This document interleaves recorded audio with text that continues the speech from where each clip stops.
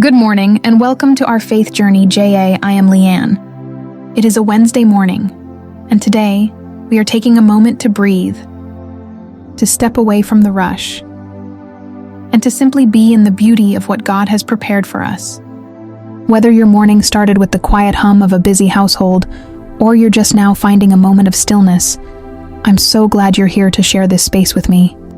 Today, we're looking at what it means to leave the old behind and finally open our eyes to the new creation that is standing right in front of us. Let's sit for a moment, let's be still, and let's get into the Word together. The kitchen is bathed in that soft, diffused light of 5 km. It is peaceful. The house is still, save for the rhythmic, comforting sounds of the morning ritual.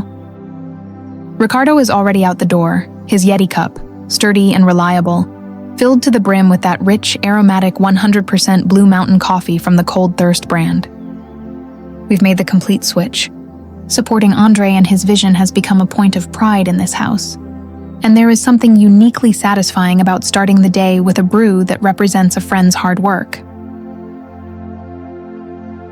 In the driveway, the engine hums as Ricardo pulls away, dropping Sarah off at her summer school lessons. She was in a rush, a quick grab and go with her strawberry waffles, but she's off to a good start.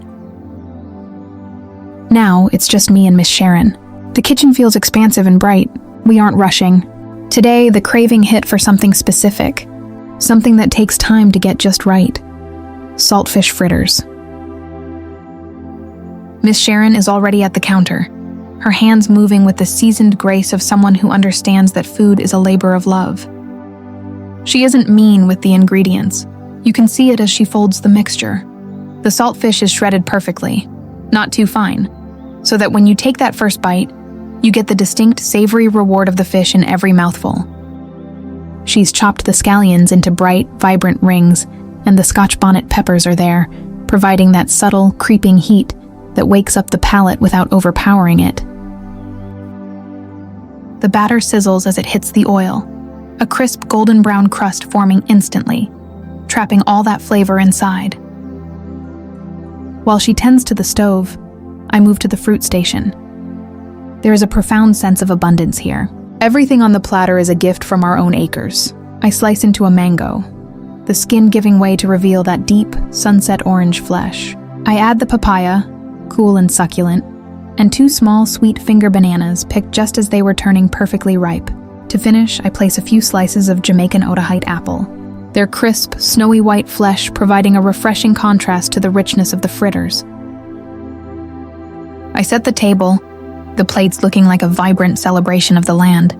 Beside my plate, I have a tall glass of the Cold Thirst lemongrass infusion. It's light, clear, and bright, the perfect, refreshing acidity to balance the savory saltfish. I take a sip, the lemongrass crisp and clean, and take a moment to just breathe it all in. The morning is quiet, the food is honest, and the work of the day hasn't yet pressed in. It is just the flavor of the saltfish, the sweetness of the fruit, and the stillness of the house. The clock on the wall reads 8:10 a.m., and the chaotic, early morning hum of the household has finally softened into a gentle, steady cadence. I set the table, moving slowly, smoothing the cloth. I pour myself a glass of the Cold Thirst lemongrass infusion. It is pale, clear, and smells like a cool breeze.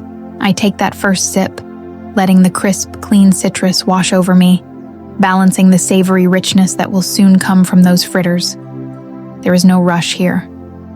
The world outside can continue its frantic pace, but in this kitchen, at this moment, there is only the quiet preparation, the scent of the hearth, and the deep, abiding peace of a morning reclaimed. We are not just cooking. We are savoring the simple, beautiful act of being.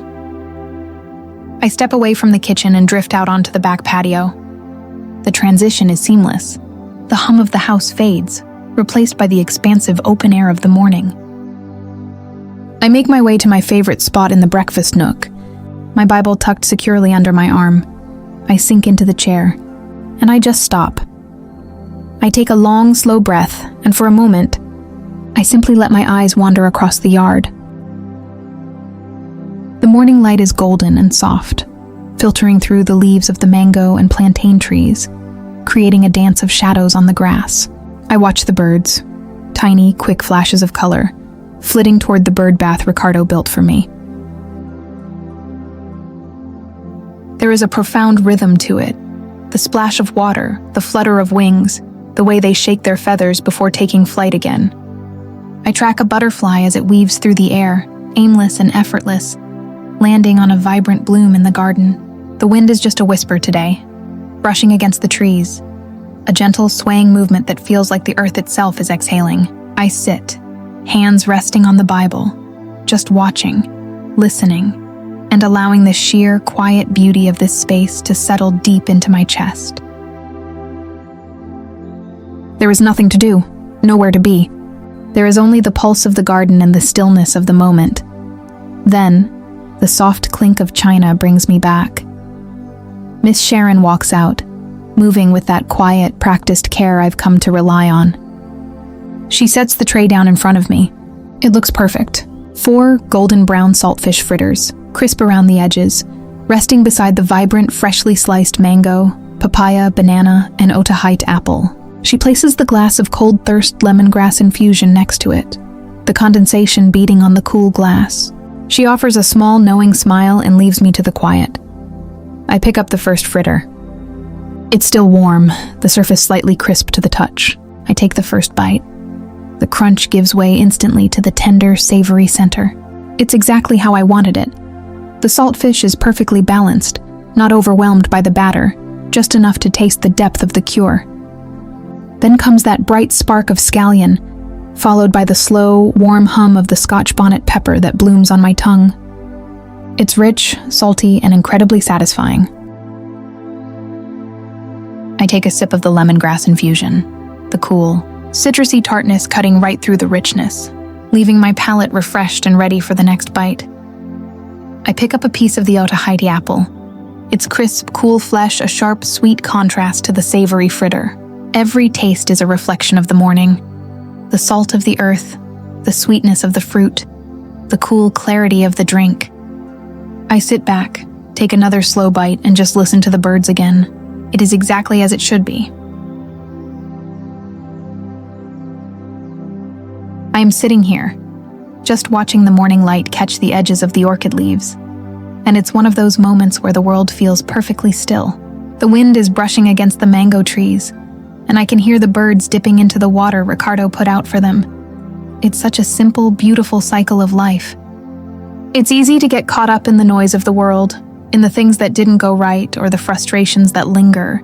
But when I sit here and really look, not just at the garden, but at the life God has allowed to grow here, I'm reminded that He is always at work, even when things feel quiet or uncertain.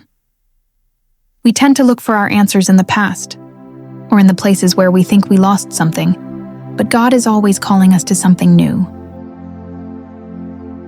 As I open my Bible this morning, I want to invite you to do the same, to step away from those old ways of seeing things and just listen to what He has for us today. Corinthians 5:14-17. For the love of Christ overwhelms us when we consider that if one man died for all, then all have died. His purpose in dying for all humanity was that those who live should live not anymore for themselves, but for Him who died and was raised to life. From now onwards, then, we will not consider anyone by human standards. Even if we were once familiar with Christ according to human standards, we do not know Him in that way any longer. So for anyone who is in Christ, there is a new creation. The old order is gone, and a new being is there to see. Psalm 63:2, 3, 4, 5, 6, 8, 9. Thus I have gazed on you in the sanctuary, seeing your power and your glory. Better your faithful love than life itself. My lips will praise you. Thus I will bless you all my life. In your name lift up my hands, all my longings fulfilled as with fat and rich foods. A song of joy on my lips and praise in my mouth. On my bed when I think of you, I muse on you in the watches of the night.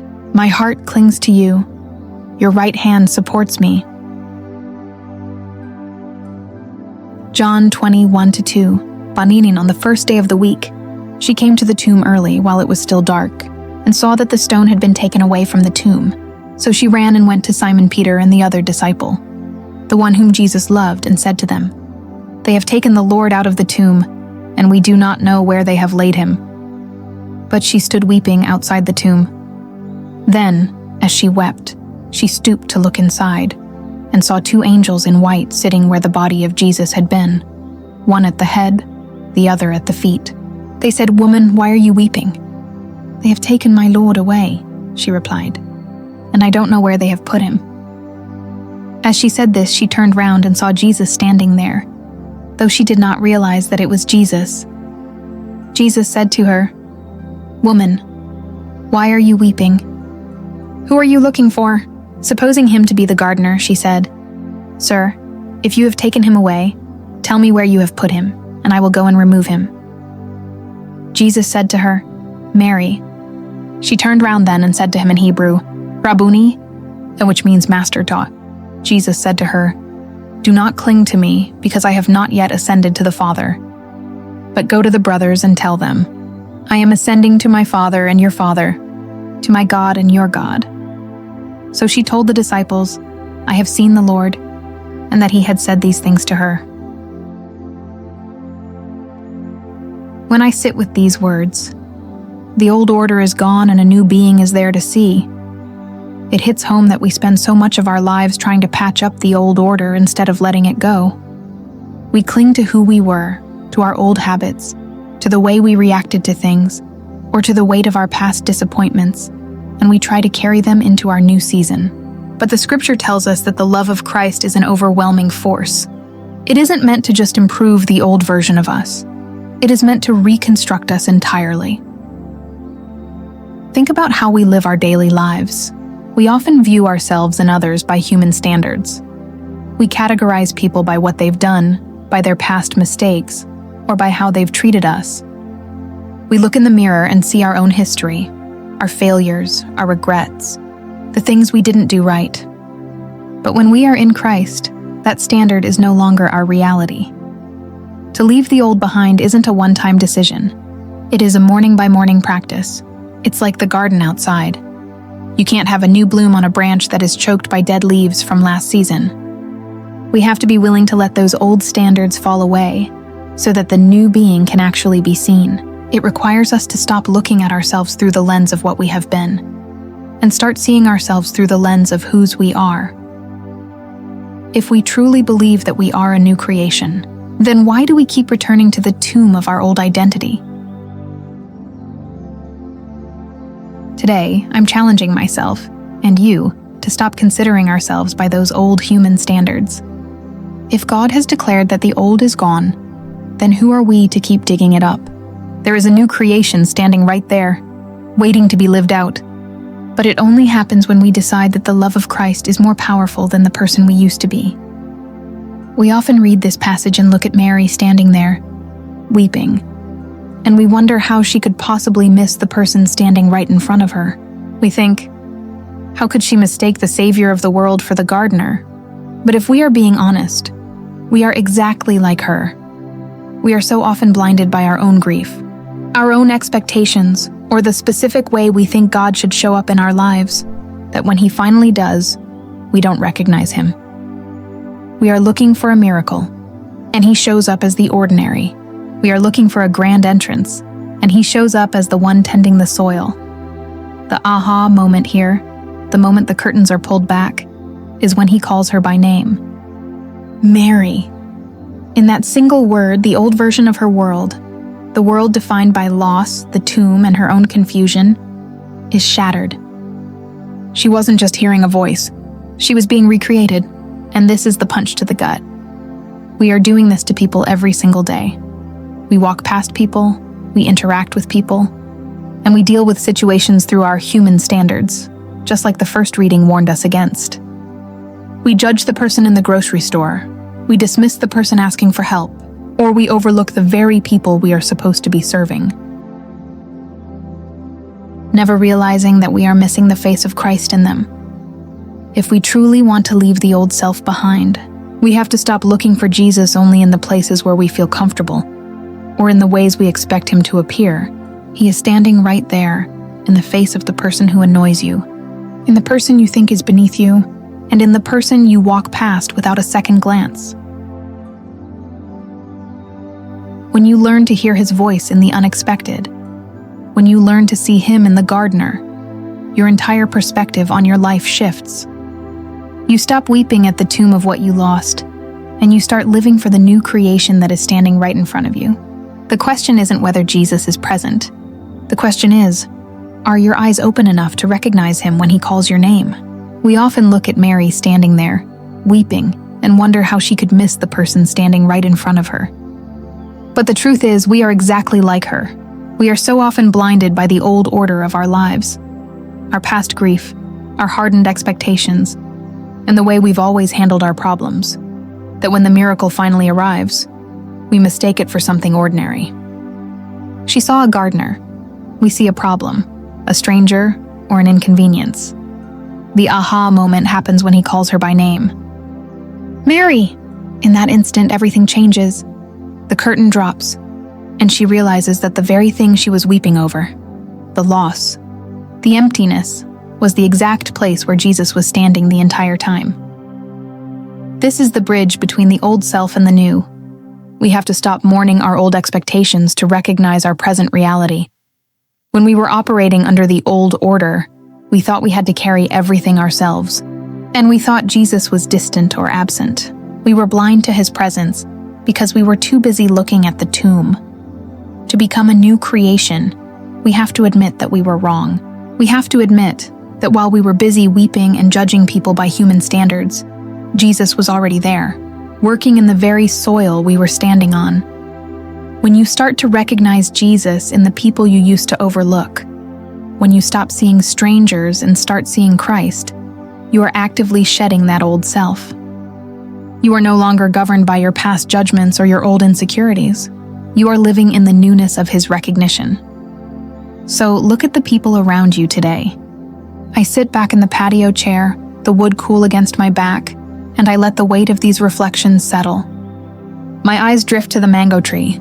I watch how a single, heavy mango, nearly ready to drop, hangs by its stem. It is still attached, yet it is clearly waiting for the moment to let go, to fulfill its purpose and fall into the earth to nourish what is beneath it.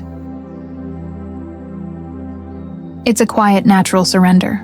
It doesn't fight the gravity. It just knows its season is changing. It makes me think about this whole morning. We started with the simple, grounding act of preparing breakfast, and we've moved through these passages that have asked us to look at ourselves entirely differently.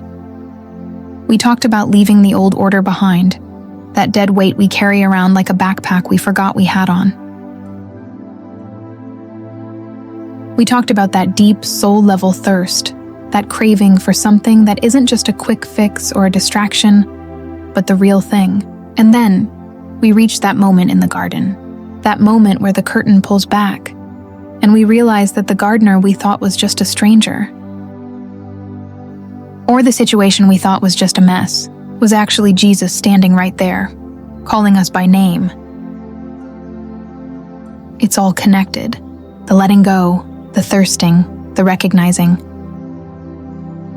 I'm sitting here, watching the wind stir the leaves, and it feels like the old version of me, the one who judged by human standards, the one who wept at the tomb of what used to be, is a little bit further away. I'm starting to see that everything I've been looking for, every answer I've been seeking in the dark, has been waiting for me to turn around. It's a new day, a new creation, and for the first time this morning, I feel like I'm really, truly seeing it. I think I'm ready to stop looking at the empty tomb and start walking into the garden. I take one last look at the garden, the morning stillness now feeling like a foundation I can carry with me into the rest of the day. I close the Bible and set it aside, feeling that familiar sense of peace that comes when the Word has finally had its say. The sun is moving higher, and the house is calling me back. It's time to shift gears. Miss Sharon is already getting the kitchen prepped, and I can hear the subtle, rhythmic sounds of preparation beginning for our lunch. Today is a special one. I've set aside the afternoon for a deeper dive into one of the most compelling stories in the scriptures. I'm going to spend the next few hours getting everything ready.